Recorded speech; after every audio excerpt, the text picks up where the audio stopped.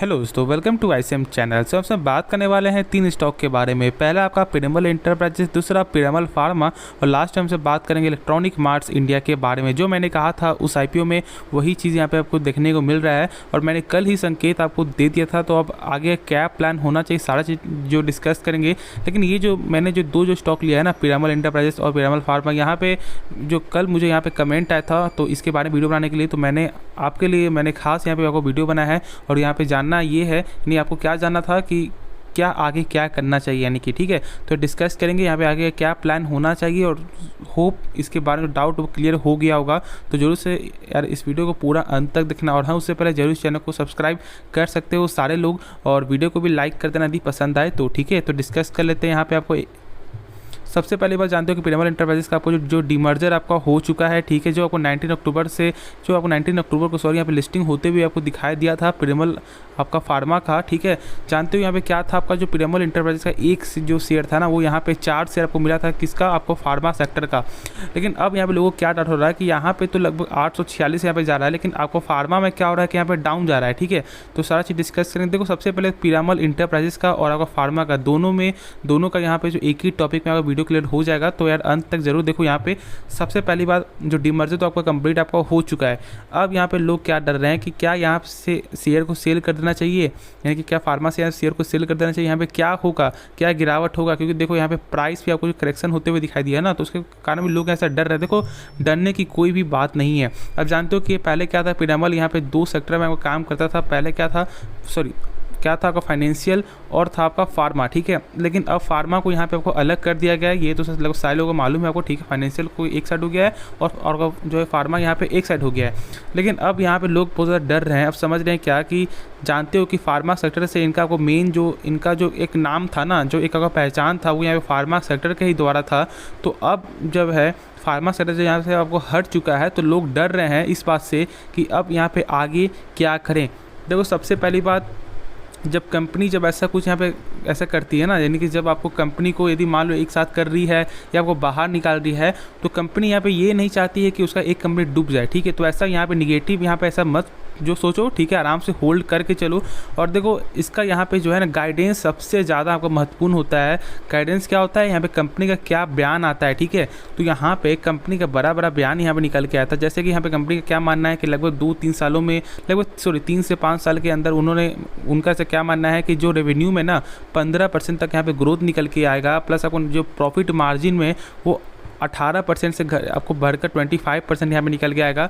तो ऐसे आप समझ सकते हो कि जब इनका कंपनी खुद का जो गाइडेंस जब इतना आपको मजबूत है, तो फिर यहाँ पे डरो मत, ठीक है। आराम से होल्ड करके चलो, ठीक है। देखो नेक्स्ट करके बात करेंगे, लेकिन दोनों का यहाँ पे एक ही चीज़ में डिस्कस आपको हो जाएगा। देखो जैसे क्या आपका यहाँ पे जो पिरामल फार्मा का लगभग 171 पे शेयर आते हुए आपको दिखाई दिया है, ठीक है। ऑलमोस्ट आपको 200 का शेयर जो यहाँ पे 171 आते हुए दिखाई दे रहा है, यानी कि लगातार आपको जो लोअर सर्किट ही निकल के आ रहा है और लोग यहाँ पे आपको बेचने में तुले हुए हैं, ठीक है। आपको से लोग क्या किए हुए, लोग यहाँ पे तुले में हैं कि यहाँ पे बेच देते हैं। अरे बेचना क्यों है मेरे भाई, यहाँ पे कुछ दिन और रुक जाओ, करेक्शन खुद यहाँ पे सही हो जाएगा और खुद यहाँ पे शेयर में दम है, पोटेंशियल है।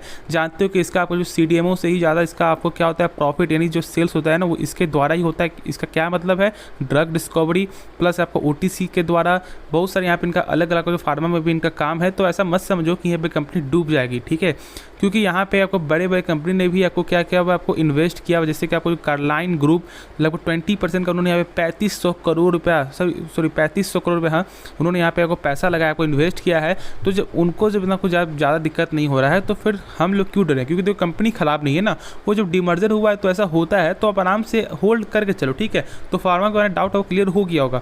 अब यहाँ पे इसके बारे में आपको डाउट क्लियर करते हैं। आपको इंटरप्राइजेस के बारे में डाउट क्या है, लोग यहाँ पे क्या समझ रहे हैं कि यहाँ पे नेक्स्ट टारगेट क्या देखने को मिल सकता है। देखो टारगेट जो है ना कोई नहीं जानता है, ठीक है। टारगेट क्या कोई नहीं जानता है, बस सब अपने तरफ से आपको जो प्रेडिक्ट करते हैं, यानी कि आपको जो टेक्निकल यहाँ पे देखते हैं कि इसका प्राइस क्या आगे निकल के आ सकता है, ठीक है।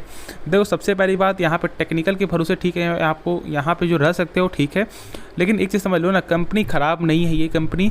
और मैं बोलूँ जितना यहाँ गिरावट होगा मान लो, तो यहाँ पे आपको अच्छा बाई करने का मौका निकलेगा। लेकिन आप जानते हो कि लगभग आपको अभी यहाँ पे एक अच्छा खासा तेज़ी होते हुए आपको दिखाई दिया है, ठीक है।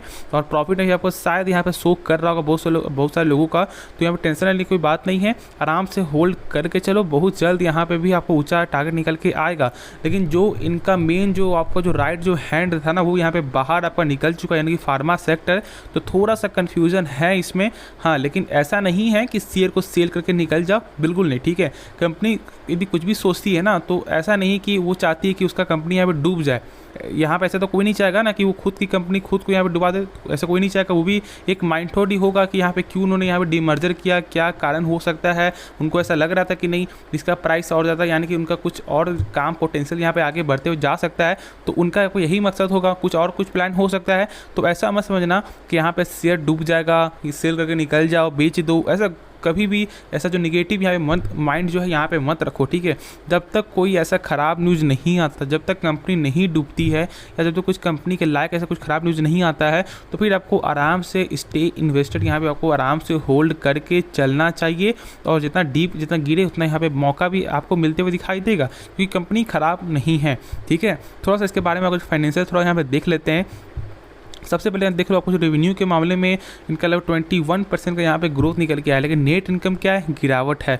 ईपीएस क्या है, गिरावट है। लेकिन अभी यहाँ पे चेक करने में इसलिए नहीं बनना क्योंकि यहाँ पे जो डीमर्जर आपको हो चुका है, तो थोड़ा सा भी आपको वेट कर लो, ठीक है। यदि कुछ सही यहाँ पे हो जाएगा उसके बाद हमसे आगे डिस्कस करेंगे।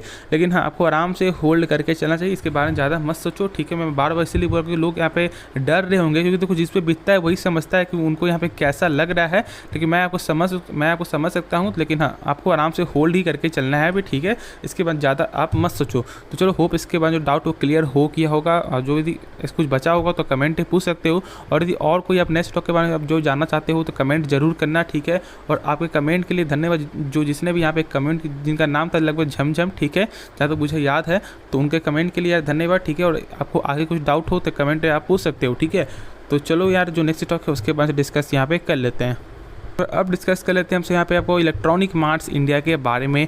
आज लगभग यहाँ पे 7% तक ऑलमोस्ट यहाँ पे जो है क्या हुआ है, गिरावट निकल के आया है। मैंने कल ही आपको बोल दिया था, मैंने लगभग 2 दिन से पहले ही मैंने आपको बोल रहा था मैं कि यहाँ पे आपको जो मौका मिल रहा है ना, तो यहाँ पे शेयर को बेच दो, ठीक है। होल्ड मत करो, ठीक है। लेकिन लोग क्या करते हैं, लालच करते हैं। तो लालच करो, ठीक है, लालच करो, क्योंकि लालच करने में भी ऐसा नहीं है कि यहाँ पे लॉस है, नहीं। लालच करने से कभी कभी ऐसा होता है ना कि यहाँ पे वेट करते रहो, तो पेशेंस यहाँ पे बना के रखते हो और प्रॉफिट आपका बहुत ज़्यादा बढ़ता रहता है, ठीक है। ये बात तो सही है। लेकिन देखो IPO में और एक शेयर को यहाँ बहुत सारे, एक आपको लंबे समय तक जब शेयर भागता है ना तो एक अलग बात है, और IPO में एक अलग बात है, ठीक है। तो ऐसा यहाँ पे दोनों का इफेक्ट होता है। तो यहाँ पे लालच, IPO में ज़्यादा लालच मत किया करो, ठीक है। अब सबसे पहली बात क्या है, लगभग 100 तक जाते हुए जो ये शेयर फिलहाल 87 में आते हुए दिखाई दे रहे हैं कि ऑलमोस्ट लगभग 13% तक शेयर 2 दिनों में यहाँ पे गिरावट आपका हो चुका है, ठीक है। तो अब यहाँ पे क्या करें, सबसे पहली बात मैं बार बार बोल रहा हूँ, यदि अभी ऐसा भी होता है, मान लो यदि ऐसा 100 तक जाता भी है ना, तो ज़्यादा लालच मत करो, ठीक है। मैं तो बोलूँगा यदि आपका प्रॉफिट अभी आपका हो रहा है, क्योंकि लगभग जो 59 के इशू प्राइस से अभी जो है 87 तक चलते हुए दिखाई दे रहा है, तो कम नहीं है, ठीक है। तो यहाँ पे भी आप बेच करके आप निकल सकते हो, ठीक है। आराम से होल्ड बेच करके निकल जाना। और ऐसा मत सोचना कि यार जब तक 100 तक नहीं आएंगे तब तक मैं नहीं बेचूंगा, क्योंकि पहले यहाँ पे 100 रुपये आपको आते हुए टच किया था, जो मैंने उस समय नहीं बेचा, तो नहीं, अब मैं यहाँ पे 100 रुपये ही बेचूंगा। तो ऐसा यहाँ पे माइंडसेट मत रखना, क्योंकि बहुत से लोग ऐसा सोचते हैं कि मान लो आपका जो यहाँ पे बेचने का मूड होता है, मान लो 250 का, ठीक है, लेकिन आप नहीं बेचते हो और शेयर आपको जाता है 300 में, और वही 300 घट के फिर आपको 250 से 270 में आता है, तो यहाँ पे आप नहीं बेचोगे। क्यों? क्योंकि आपका एक माइंडसेट क्या बन गया है कि यार 300 यहाँ पे 300 तक शेयर यहाँ पे गया था, लेकिन मैंने नहीं बेचा, तो अब मैं 270 में मैं क्यों बेचूं। तो ऐसा भी होता है, लेकिन ऐसा आपको लालच नहीं करना है, ठीक है। जितना प्रॉफिट मिल रहा है आपको IPO के द्वारा, उतना प्रॉफिट यहाँ पे उठा लो। और यदि आप लॉन्ग टर्म के लिए सोच रहे हो ना, तो लॉन्ग टर्म में क्या करना चाहिए कि थोड़ा सा प्राइस जब सही आएगा उसके बाद यहाँ वेट करना, उसके बाद थोड़ा यहाँ बाइक करना, ठीक है। लेकिन अभी थोड़ा जो भी प्रॉफिट हो रहा है वो निकल सकते हैं। क्यों? क्योंकि मैंने बताया कल के वीडियो में, जब तक मैंने इसके बारे में वीडियो बनाया ना, मैंने कहा है कि यहाँ पे आपको 2-3 बड़े आपको ई-कॉमर्स का यहाँ पे आपको क्या है, एक टक्कर देने वाले आपको प्लेयर है, जैसे कि आप फ्लिपकार्ट, अमेजॉन। तो इसको आप हल्के में मत लेना, और इनका इनका जो मेन जो रेवेन्यू हुआ ना वो ज़्यादा देखोगे तो यहाँ पे ई कॉमर्स में एक आपको अच्छा खासा सपोर्ट मिलते हुए दिखाई दिया है इस इलेक्ट्रॉनिक मार्ट्स इंडिया को, ठीक है, ई कॉमर्स के द्वारा। और जानते हो यहाँ पे ई कॉमर्स तो आपको आने वाले फ्यूचर का है और लगभग आपको 40 करोड़ तक यहाँ पे गेन होते हुए, यानी 40 करोड़ यहाँ पे जो सेल्स जो बढ़ते हुए दिखाई दिया था किसके द्वारा, ई कॉमर्स के द्वारा, ठीक है।